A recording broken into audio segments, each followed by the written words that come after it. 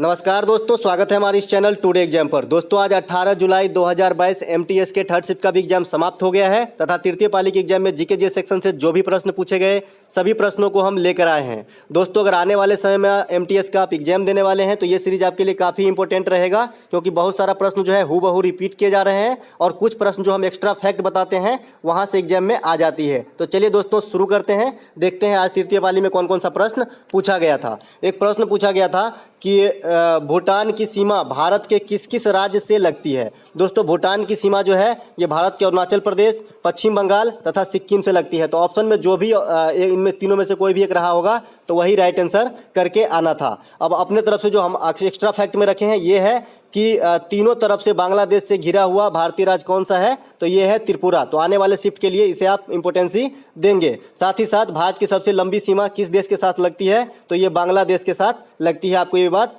ध्यान रखना है। एक प्रश्न किताब से आया था कि खुल्लम खुल्ला पुस्तक के लेखक कौन है। दोस्तों खुल्लम खुल्ला पुस्तक के लेखक हैं ऋषि कपूर। ऋषि कपूर जो है, जो जिनका निधन हो गया है, ये फिल्म एक्टर थे, तो ये इन पुस्तक के लेखक है, खुल्लम खुल्ला पुस्तक के लेखक। अगला एक प्रश्न आया था कि सुनील छेत्री का संबंध किस क्षेत्र से है, किस खेल से है। दोस्तों सुनील छेत्री काफ़ी फेमस फुटबॉलर हैं जैसा कि आप जानते हैं, और वर्ष 2022 के लिए इसे मेजर ध्यानचंद पुरस्कार भी दिया गया था। जो 12 आदमी को मेजर ध्यानचंद पुरस्कार दिया गया 2022 में, इनमें सुनील छेत्री और मिताली राज जो है ओलंपिक के बाहर के पर्सन थे, बाद बाकी सभी ओलंपियन को दिया गया था। आपको ये भी बात ध्यान रखना है। एक प्रश्न आया था कि सिंधु सभ्यता का पतन नगर कौन कौन सा है। दोस्तों सिंधु सभ्यता का पतन नगर जो भारत के अंदर है ये तो है लोथल, जो कहाँ स्थित है, गुजरात में, और किस नदी के किनारे है, तो ये भोगवा नदी के किनारे है। तो आपको ये भी ध्यान रखना है। साथ ही साथ पाकिस्तान में भी जो है बंदरगाह था सिंधु घाटी का, तो इसका नाम है सुरकोतदा।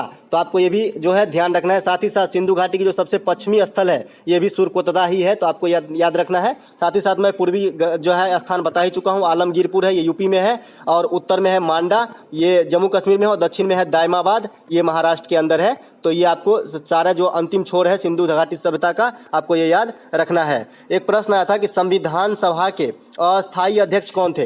दोस्तों संविधान सभा के अस्थायी अध्यक्ष जो सच्चिदानंद सिन्हा, डॉक्टर सच्चिदानंद सिन्हा थे, ये अस्थायी अध्यक्ष थे, टेम्पोररी अध्यक्ष थे। बात करें प्रथम बैठक कब होती है संविधान सभा की, तो 9 दिसंबर 1946 को, और इसी में ये अस्थायी सदस्य के तौर पर काम करते हैं कौन, डॉक्टर सच्चिदानंद सिन्हा। उसके बाद 2 दिन के बाद 11 दिसंबर 1946 को अस्थायी सदस्य चुन लिए जाते हैं, किसको, डॉक्टर राजेंद्र प्रसाद को। उसके बाद बात करें कि उद्देश्य प्रस्ताव कब पारित किया गया, जो भी एक्स्ट्रा फैक्ट है आप ध्यान से सुनिए अगर एग्जाम देने वाले हैं तो उद्देश्य प्रस्ताव जो है पंडित जवाहरलाल नेहरू के द्वारा पास किया गया था 13 दिसंबर 1946। 2 दिन का गैप है सभी में। 9 दिसंबर को प्रथम बैठक होती है तो अस्थायी सदस्य रहते हैं, 11 दिसंबर को अस्थायी सदस्य चुना जाता है, उसके बाद 13 दिसंबर को उद्देश्य प्रस्ताव पास किया जाता है नेहरू जी के द्वारा।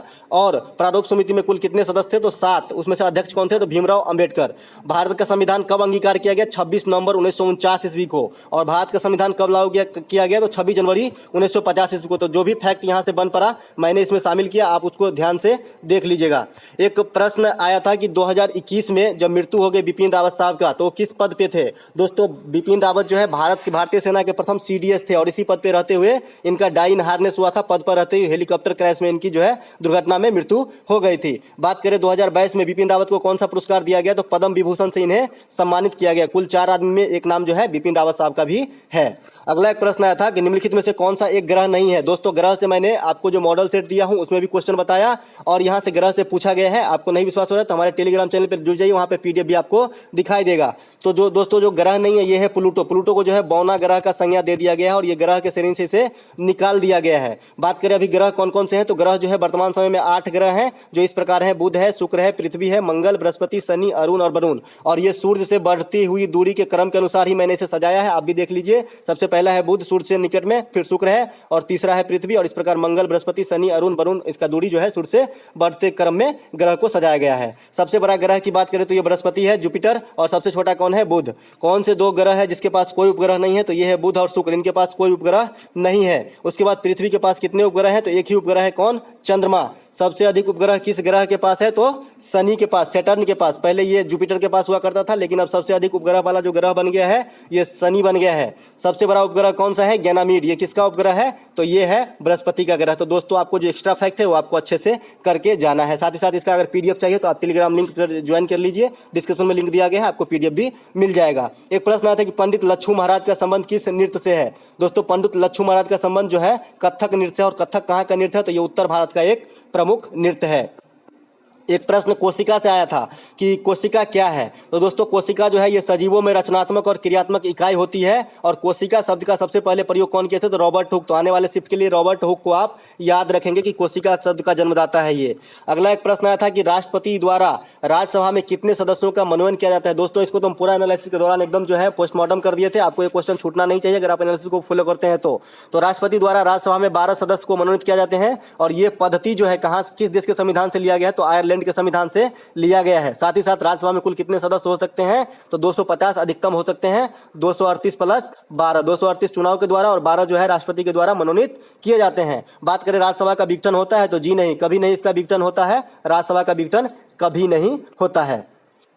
एक प्रश्न आया था कि पंडित रविशंकर ने अपने जीवन अवधि में कुल कितने ग्रैमी अवार्ड प्राप्त किए। दोस्तों ग्रैमी अवार्ड जो है संगीत के क्षेत्र में दिया जाता है। ग्रैमी अवार्ड अमेरिका के द्वारा दिया जाता है, यूएसए के द्वारा। तो आपको ये भी बात ध्यान रखना है। तो पंडित रविशंकर ने अपने जीवन काल में 5 ग्रैमी अवार्ड प्राप्त किए। बात करें तो सोनू निगम भी ग्रैमी अवार्ड से सम्मानित किए जा चुके हैं। पंडित रविशंकर किस वाद्य यंत्र संबंधित थे? सितार से संबंधित थे और इनका जो है निधन हो गया है। एक प्रश्न आया था कि तराइन के युद्ध में मोहम्मद गोरी ने किसे हराया। दोस्तों सीधा सीधा रिपीट किया हुआ प्रश्न है। तो तराइन के युद्ध में मोहम्मद गोरी के द्वारा पृथ्वीराज चौहान तृतीय की हार होती है, वो भी द्वितीय। तराइन की द्वितीय युद्ध में कब हुआ था? 1192 में। प्रथम युद्ध कब हुआ था? 1191 में, जिसमें पृथ्वीराज चौहान तृतीय की विजय हुई थी। एक प्रश्न आया था कि प्रोटीन से संबंधित कोई प्रश्न आया था। दोस्तों क्वेश्चन क्लियर नहीं हो पाया और ऑप्शन भी नहीं है तो हम इसका राइट आंसर नहीं बता पाएंगे। अगर आपको पता हो तो हमें कॉमेंट करके जरूर बताइएगा कि क्वेश्चन क्या था। बात करें प्रोटीन को क्या कहा जाता था? प्रोटीन को जो है देह निर्माता, बॉडी बिल्डर कहा जाता है। और प्रोटीन की सबसे जो समृद्ध तत्व है ये क्या है? सोयाबीन और मूंगफली। तो आपको ये भी बात ध्यान रखना है। एक प्रश्न आया था कथकली किस राज्य का नृत्य है? रिपीट किया हुआ क्वेश्चन है। तो कथकली जो है ये केरल राज्य का नृत्य है। वहीं कुचिपुड़ी आंध्र प्रदेश का हो जाएगा। इस प्रकार का हम बहुत सारे जो है फैक्ट आपको दे दिए थे। दोस्तों आज मैं घर से बाहर हूँ तो ज्यादा फैक्ट नहीं दे पा रहे हैं।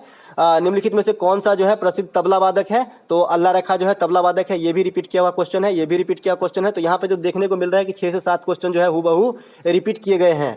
एक प्रश्न आया था दोस्तों कि हॉकी के खेल में कुल कितने खिलाड़ी होते हैं? ये भी रिपीट किया हुआ क्वेश्चन है कि हॉकी खेल में कुल कितने खिलाड़ी होते हैं। तो हॉकी में भी 11 और फुटबॉल के अंदर भी 11 खिलाड़ी होते हैं। तो आपको ये भी बात ध्यान रखना है। दोस्तों इस वीडियो में इतना ही। मिलते हैं कंबाइंड वाली वीडियो जो मेगा वीडियो होता है तीनों शिफ्ट का एक ही साथ, उसको लेके प्रकट होंगे फिर से। तब तक के लिए धन्यवाद। दोस्तों अगर आपको अच्छा लगा हो तो एक लाइक जरूर करके जाइएगा।